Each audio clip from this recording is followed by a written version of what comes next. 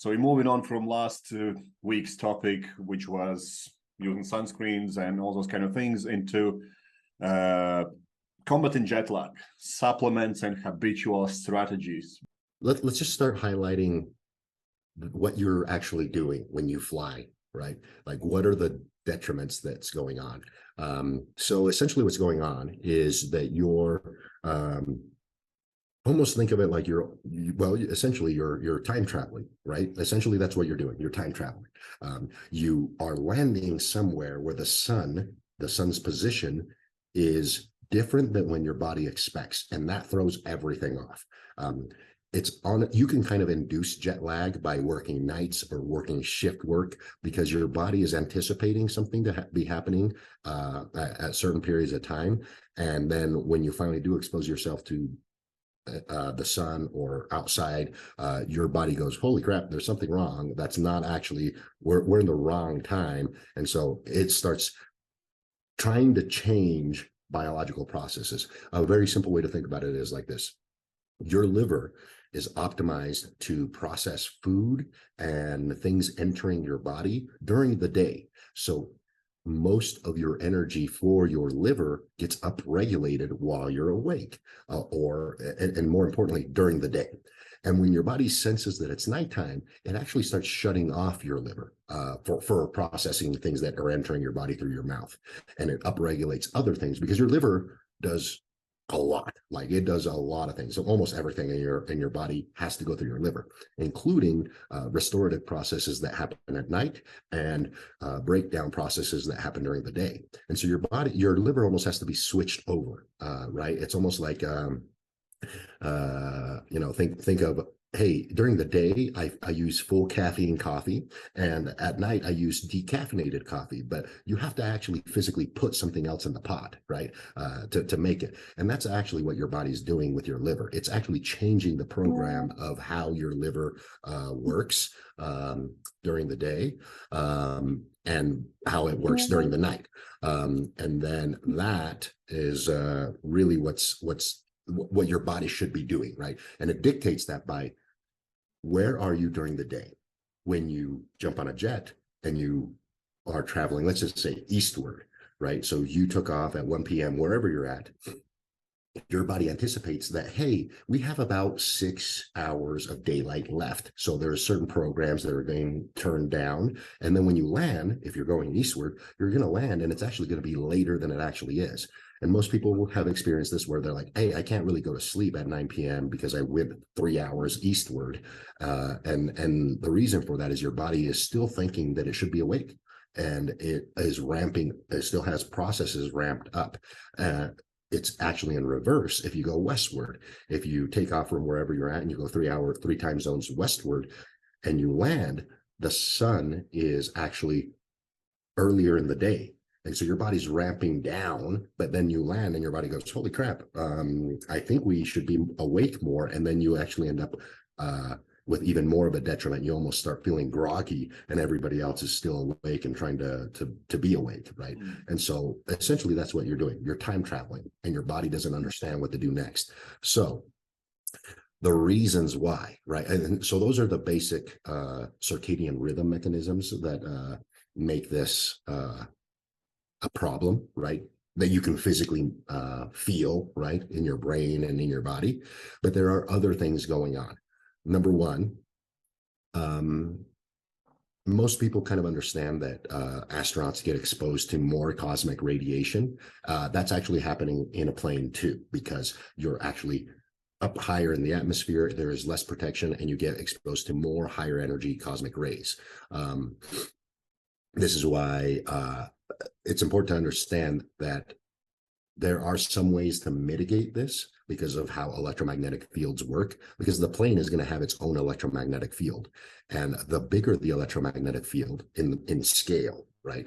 So my electromagnetic field versus the plane's electromagnetic field is different. And the plane's electromagnetic field is much more powerful at repelling cosmic rays, just like the planets, right? The reason why on the surface of the planet you're pretty safe from cosmic rays is because the planet has its own electromagnetic field. And there's something about physics that you have to understand. As the scale gets bigger, the electromagnetic fields becomes more protective, but weaker, but they repel more. So when you're on a plane, you want to ground yourself. So if you wear something that I do is I tend to wear shoes that are very conductive, so not rubber shoes, right? Shoes that have leather soles, even to the point where I'll put on some sandals so that I can just have my socks, so that I can touch the metal plates on the seats with my foot. That keeps you grounded to the plane. Now my electromagnetic field becomes the plane's electromagnetic field, and it helps mitigate some cosmic ray damage. It is significant enough, especially the longer the flight. So if you're going to be on a plane for a very long time, this is a very useful hack. The other thing is sitting for a long time, especially if you're in the economy class, you have a higher risk of clots, right? Because you're just sitting for a very long time and your blood flow is just stagnant. And depending if you have other issues, being overweight and stuff like that, it could be very, very detrimental, and you could potentially end up with clotting problems. Then we go with some clots. Like most people think, oh, it'll only happen while I'm traveling. Some clots actually can happen or form up to 30 days after the travel, just because, excuse me, just because of how blood kind of works, especially if you get off the plane, go right to wherever you're going to go, and you're pretty much indoors for the next little while. That exaggerates this. So they're for some of the recommendations, you'll understand why they are from this particular problem. Other things, right? Increasing the risk of just colds and things like that. Like everybody kind of understands that, especially with the last 2 years of like fear of travel and COVID and whatnot. So that is a real thing, right? You're going to be exposed to more people in a very confined space. Yeah. So we'll get to the recommendations, and then in some of these recommendations, we'll expand on them a little bit more. So number one, you want to drink plenty of non-fluorinated water. Okay. This is very important. It can be spring water, it can be reverse osmosis water, but the thing you want to make sure is that it's non-fluorinated. I'll explain. Fluorine or fluoride is actually more electronegative than oxygen, right? So the way oxygen works in your body, because everybody kind of understands that you breathe in oxygen and your lungs transfer the oxygen to your blood.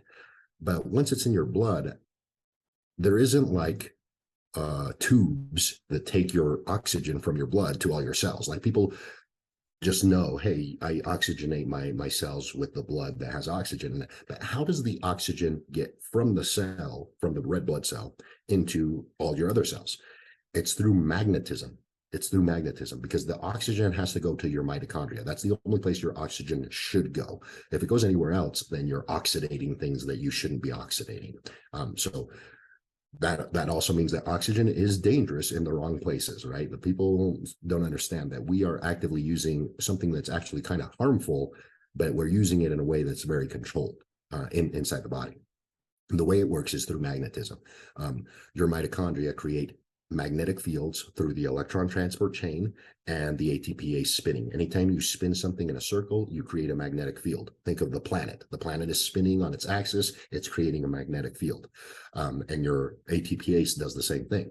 Anytime you send electrons in a straight line through a wire or through a tube, you're also going to create a magnetic field. And that's what the electron transport chain is. So just a brief overview of the mitochondria there. It's creating two magnetic fields.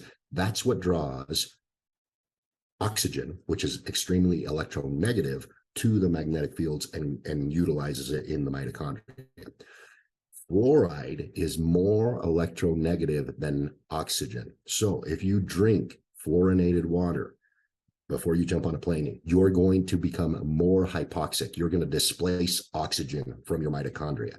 That's a big problem. So that's what I say. Drink lots of water, probably up to a gallon per day. Or if you don't normally drink a gallon, that's going to be plenty of non-fluorinated water for at least 2 to 3 days before jumping on a plane. And if you're too late, right, like if it's a quick trip or something that you didn't really plan, just know, hey, the water that I want to be drinking is non-fluorinated as much as possible, just for that reason. The next thing is you want to avoid alcohol for 3 days before and 3 days after your trip. The reason for that is what I mentioned at the very beginning, which is the liver, right? The liver is very important. And that's a crucial thing to not inhibit while the liver is trying to figure out what the hell is going on when you land and when you take off. So you want to have a perfectly functioning liver that's not impaired, trying to process alcohol. That's really the reason. It's not so much that alcohol is causing a detriment to your cognition or anything like that. It's that we don't want the liver doing things that it shouldn't need to do, that you have control of, and that one of them is alcohol consumption. Alcohol is a poison, so your liver has to take care of it. So the moment you ingest it, your liver is working, and that's why it's detrimental, is because your liver can't really be shut down. So if you drink alcohol in the middle of the night, it will have to process that alcohol before it can shut itself down for the night. So that's why it's important. It is actively making your liver work when it shouldn't be working sometimes. Never sit next to the window with the curtain up. So if you do end up with a window seat, you want to make sure you keep the curtain down all the time. The reason for that is the cosmic ray problem. The windows are the things that are letting most of the cosmic rays through, because most of the plane is aluminum and it has its own electromagnetic field, like I stated at the beginning, but the windows do not. So if you do sit by a window, keep the curtain down. And if it at all possible, make sure you get a seat that's not by a window. You're going to limit the cosmic rays that interact with you there. Because and why is that important, right? Like what are the cosmic rays actually doing? What they're doing is liberating vitamin A from your photoreceptors, like neuropsin and melanopsin. And what that does is it actively, when vitamin A goes up, vitamin D goes down. They work in conjunction like a seesaw. And when vitamin D goes down, immunity goes down. So you're more likely to get sick, right? So that's why if you can lower by any means cosmic rays interacting with your body, you're going to not liberate very much vitamin A, which keeps your vitamin D nice and high, which helps your immune system. And this is actually really well known from NASA with all their studies with astronauts and stuff like that. They know this already. They know that this happens. You're just experiencing it at a slightly lower level when you travel on a plane compared to an astronaut. But it is happening at that same level of the biology.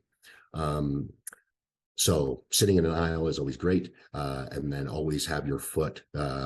And by always, I just mean while you're sitting down, have your foot touching the metal frame in front of you, like the seat in front of you, either with a leather shoe or, sandals, or I like to use Crocs, right? So that I can slip them on and off and just have my socks with my foot being able to touch the metal frame.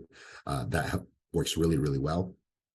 Other thing that's very valuable to consider is I like to use the inserts in your ear. Like you can use earplugs to just reduce the noise, because most people don't understand how noisy it actually is inside a plane. It's actually quite noisy. And if you're going to be in there long term, when you get out of the plane, you're actually going to have like a buzzing in your ears sometimes.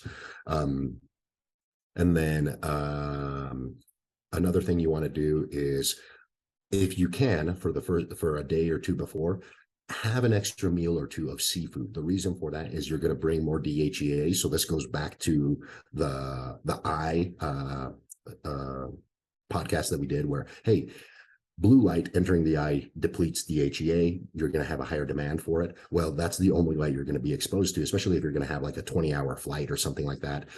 You're going to be running through more DHEA. So you could even go to supplements for this reason, right? Have your normal seafood meals, but add on top of it 3 or 4 pills, 3 or 4 grams of DHEA before getting on a plane. This will mitigate some of that. And then ubiquinol is another supplement that's readily available anywhere that you'll want to do that the 1 or 2 days that you're bumping up your DHEA consumption.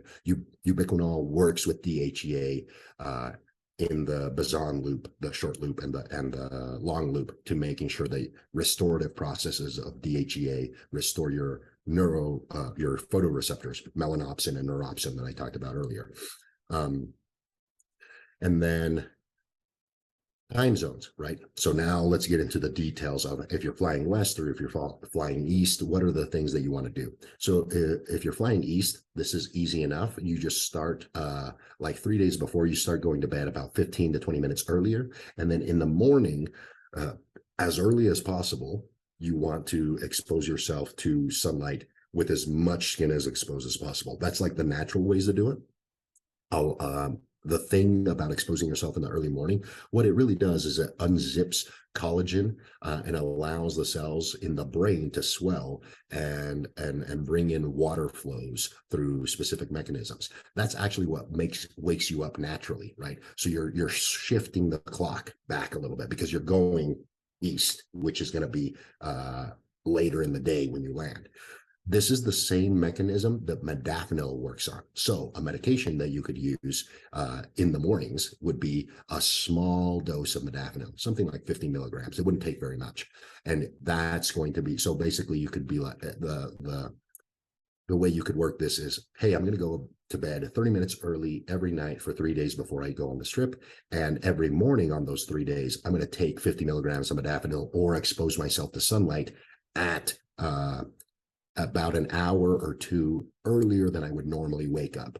And that's going to already start shifting your circadian rhythm backwards so that when you land in the eastward time zone, you're actually almost in line with that time zone. Now, if you are moving westward, right? So you're in the East Coast or you're wherever you're at, you're going to go westward in the time zones.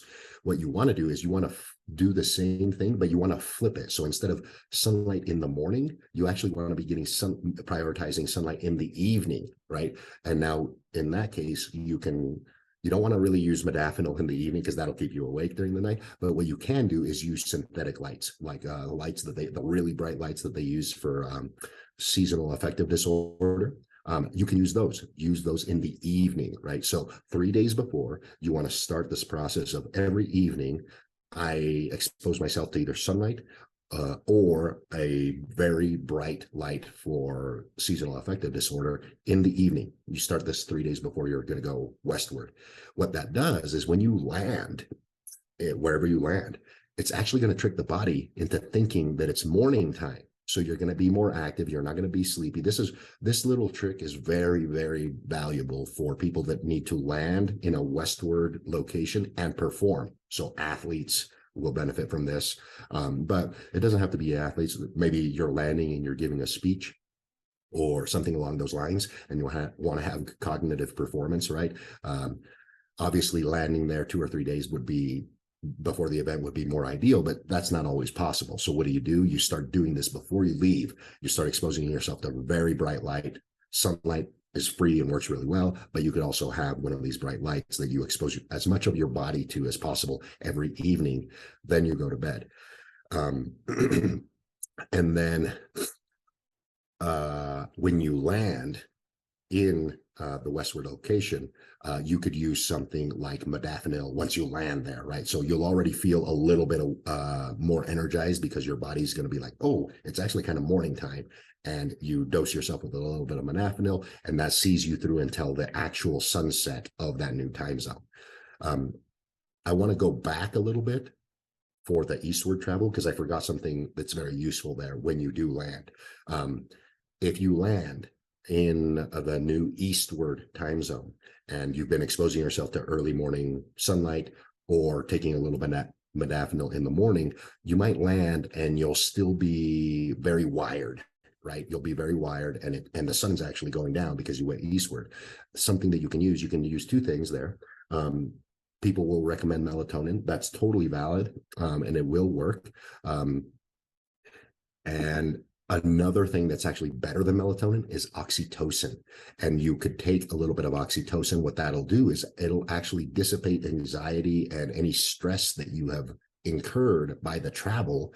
And oxytocin also mechanically changes serotonin into melatonin, right? So everybody recommends melatonin for the reason of like turning down your body to go to sleep when it should go to sleep when you land. Oxytocin will do the same thing, but it also has secondary beneficial effects of relaxation and letting you dissipate stress, right? So that's those are two things that become valuable going eastward once you land. Another thing that I didn't touch on, while you're traveling in the plane, use some blue light blocking glasses. Those are going to save the the photoreceptors in your eye, going back to the short loop and long loop of the retina. But it'll also make it so that you experience less stress in the brain, specifically when you use some blue light blocking glasses while you're in the plane. So along with the ear plugs, use some blue light blocking glasses.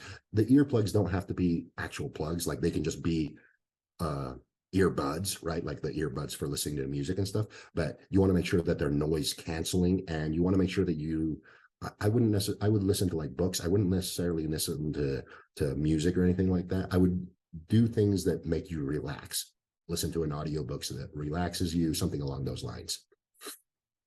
How about people who have no access to modafinil? Is there something easier to access for those kind of things? Yes, absolutely. So I was actually just about to go there. If you don't have access to modafinil, a cold shower does a lot of this. Not all of it. The sunlight will do this better, right? So sunlight will always do this better. But if you land especially if you land and you're going westward, right? Let's say you're in New York, you're going to LA, you land in LA, and it's like the middle of the afternoon, but it feels like, hey, it should be getting close to bedtime. The first thing that I would do is, take a little bit of modafinil. If you don't have access to modafinil, you can literally just expose yourself to really bright light, however means of that, and at the same time pair it with the cold shower. That will amplify a lot of the effects, a lot of them.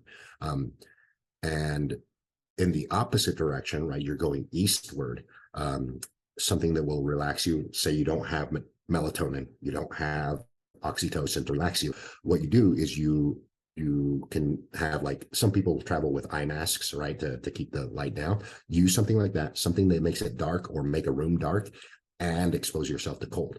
Dark and cold initiates relaxation and sleep. Dark and light initiates activity and alertness. So it's not that the cold does something special, it's the cold in a specific light environment that does something special. So all these strategies, all these supplements and everything else is really good. What I would like to know about somebody who's not prepared, so they are traveling, they haven't got anything on them, no supplements, no idea where to get oxytocin, no idea where to get modafinil, maybe they don't have any blue light blocking glasses, anything like that. What else can be done from habitual standpoint when they land, or maybe before they set off? Maybe they are still in an airport in their lounge. You already talked about, and on a plane, you can just take your shoes off and it will help you a little bit and close your blinds, so to speak, and whatnot. So how about things that people can do when they land somewhere, just to get acclimatized and get their body used to the time zones they are at now? Yes. So the very first thing is you want to get natural light as soon as you can, right? As soon as you're able to get natural light, you want to do that, and you want to do it while grounded, right? So, might be not necessarily right outside the airport, but if you go right outside the airport, try to spend some time right while you're waiting for your taxi, while you're waiting for your Uber or whatever. Make sure that you are exposing as much of your face and possibly the skin, right, depending on the weather, to sunlight as possible. Once you arrive at your hotel or your destination, take some time to go outside and just take your shoes off and just relax for at least 30 to 40 minutes. And you can catch up with emails, you can call the people that you need to call and all that, but you want to do it while you're grounded and getting as much natural light as possible, because the more of that you get in, especially if you're landing somewhere and it's early in the day, like the morning, or early in the afternoon, that's going to be very valuable for your central nervous system to understand what time you're currently in, and it will start to understand that by natural light. You magnify that effect by grounding. Now, you don't have to necessarily take some misconception here. Grounding doesn't require you to be naked feet on the grass. You can also ground by going to a park or a tree. You might find a tree somewhere and just touching it with your bare hands. That will also ground you, right? So maybe you're like in a city, right? And so the only thing that's accessible to you is like a tree that's on the sidewalk, that's planted on the sidewalk or something like that. That's totally fine. You can just use your hand, bare hand on the tree. The tree is grounded. You will become grounded and you will get the same effect. So you do not have to take your shoes off the ground, is what I wanted to say. Is there any practical advice about meal timing on something like that, where, hey, you land, maybe have such meal or eat something local? You know, my usual advice is, hey, can you get a local soup? I would go with something similar as well. Yes, absolutely. So a local soup is very valuable. Another thing is during the flight, you want to try your best to not eat while on the plane, for the reason of going back to the practical advice that nobody, you know, if somebody's not prepared to travel or just doesn't, you know, didn't think about it beforehand, obviously taking off your shoes, grounding, sitting next to the aisle, keeping the curtain down. The other thing is taking a garment, a hoodie or something like that, and just blocking your eyes, right? Almost like a sleep mask. You want that to happen. And when you do that, if you don't eat anything, you'll actually make it almost like a pseudo nighttime. Okay. And so that means that when you land, if you eat something local and you expose yourself to the natural light, you're actually inducing a simulated morning. Okay. And that's very valuable, especially if you're going and landing somewhere where you're needed to be active for the day, right? You're landing somewhere early in the day, wherever you're going to go, and you're going to be traveling to other places or just seeing the sights right from the very beginning. That would be very valuable. I would try to induce a sleep scenario while you're on the plane, and that means no eating, right? Then when you land, eat something like a local soup, because you're going to get a lot of local herbs are going to go into that soup. A lot of local fats will go into that soup, and vegetables will go into that soup, along with the water, right? So a local soup is actually very, very beneficial. And if you pair that with light and a little bit of grounding, that's going to be the best that you can do if you're underprepared for any of these. But that's not nothing. That's actually very valuable. That is, I would do this even if you were prepared and had some supplements and some drugs. I would still do this because it is valuable because of how your brain gut axis works. So usual trip, going to airport, getting a couple glasses of champagne, beer, whiskey, whatever the hell you want, and then get some snacks whilst you're flying. Probably just extend you feeling horrible when you land. And if you really want to enjoy the trip, especially if you go and it's over 12 hours, some people, like last year I traveled, there was one trip, 36 hours. Try to avoid all these things that are common to do, and maybe look after your body a little bit so you can actually enjoy the trip when you get there, instead of doing the usual thing and then getting there and being groggy for 2, 3, 5, 6 days sometimes. Yeah, sometimes it can take a long time to undo jet lag, especially if you do those things like alcohol consumption, eating right like the whole time you're on the plane, buying alcoholic drinks while you're on the plane. That's a big no-no. Things of that nature will extend how crappy you feel once you land, for sure. And you know, the things that I suggested here, other than the supplements, most of these are free, right? Most of these are things like, you know, DHEA food. That's something that you're going to want to do anyway in the background. But just know that because you're going into the plane and the only light you're going to be exposed to will require more DHEA, bumping that up. But the rest of the stuff is pretty much free except for the supplements. The supplements are more strategic, right? They're more of, hey, I know exactly what I want from my biology when I land. Then you can employ supplements to alter how your body perceives time. Just before I let you go, is there any merit about using, let's say, exercise, maybe go for a run or hit a gym quickly? Let's say if they have really long connecting flights, they go 12-hour flight first leg, then maybe 6, 7 hours wait, and then another flight. Is there any benefit at all to go and exercise in the middle of those flights? And what about exercising before and after flight as well? What would you suggest people about those kind of things?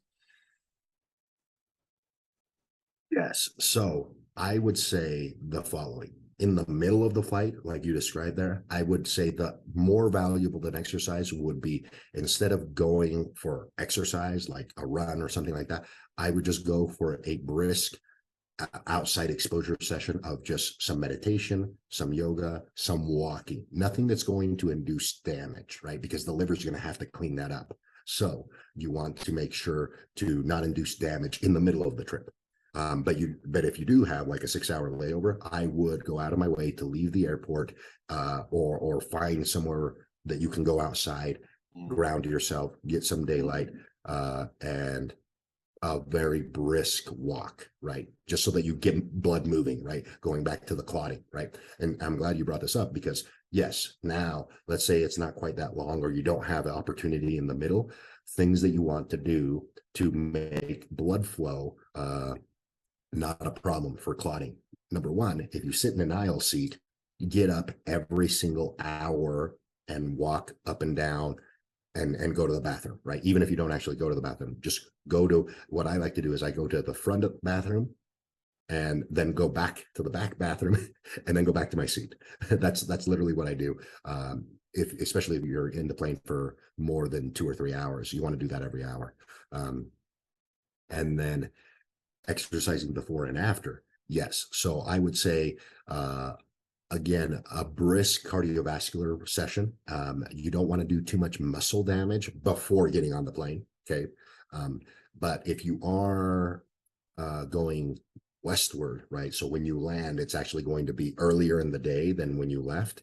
That is a valuable time to actually do a very intensive exercise once you land. So something like a weight training session or a very high glycolytic session, that would be very, very beneficial, because what that's going to do is it's going to activate, you're going to break some muscle tissue down. You're going to break some stuff down. That's going to activate the liver to get things going right away. So if you're going westward, a semi-hard training session, right? It doesn't have to be super hard, but something that's actively going to really require some recovery from that would be beneficial. When you land going westward. When you land going eastward, because you're going to land later in the day than when you left, I wouldn't go with such a high intense session as far as like muscle damage or something like that. I would go with more of almost like what I said in the middle of the day, or in the middle of a trip when you have a long trip, which would be a more relaxing aerobic session, right? So literally just getting a good sweat for about 30 minutes, whether that's meditative in nature or actual walking, jogging, something of that nature, something that oxygenates your tissues and relaxes you and brings things down. That's going to be the better exercise if you're going eastward. And that both of those, right, when you land, basically, if you're going west, more hard exercise. If you're going east, a little bit lighter, but still oxygenating. Both of those are going to get blood flow moving as quickly as possible so that you don't end up with possible clots and stuff like that. The moving in between, every hour in the middle of the plane, that is also very beneficial. So all of those, just movement in general is going to be big, however way you get it, but it can be more specific depending on whether you went eastward or westward. Yeah, so in summary, jet lag is not just inability to kind of get yourself in better sleep patterns when you get there or whatever, but it also need to be highlighted that if you are not taking care of yourself during those flights, you might risk yourself of getting blood clots, mental fog, physical just fatigue and all those kind of things. And fixing them is quite easy. Don't need to overcomplicate anything. As long as you're not doing your casual, hey, let's get a couple of glasses of champagne and let's get drunk so I can sleep better whilst I'm traveling. You will be better off just being mindful that you are time traveling, like you said at the beginning. And that thing alone will send your body into absolute mayhem if you don't look after yourself. And instead of dealing it the way you have seen most people doing it, hey, let's just take some pills, sleeping pills and whatnot, and I will feel great about it. You can just do simple things like ground yourself, drink water, eat local foods when you land, and just relax and understand that you need to enjoy that trip rather than try to live as if you have not left your home. Would that be right assumption? Yes, definitely. Yep. And on the water, remember, non-fluorinated water, it is crucial. You will do more damage if you drink a lot of water and it's fluorinated.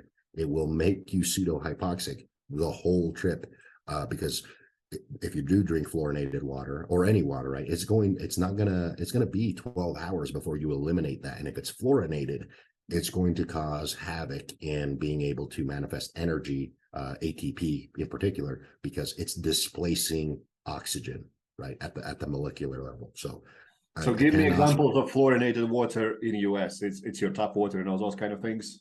Yeah, pretty much. Yeah.